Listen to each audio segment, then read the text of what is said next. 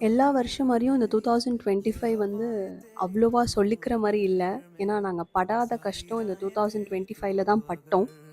ஹெல்த்லயும் சரி, ஃபினான்ஷியலாவும் சரி, mental pressure பயங்கரம். ஸ்ட்ரெஸ் ரொம்ப. இருக்கிற எல்லா ஃபினான்ஷியல் கஷ்டமும் பட்டோம். அது இல்லாம ஃபேமிலில நெறைய இஷ்யூ புதுசு புதுசா கிரியேட் ஆச்சு. அழுதுட்டே இருப்போம். என்னன்னே தெரியாது. ஒரு டிஸ்டர்ப்டா இருந்தது. பயங்கர ஒரு டீமோட்டிவேட்டடா இருந்தது. ஏன்னா இந்த மாசம் சரி இந்த பிரச்சனை முடிஞ்சிருச்சு.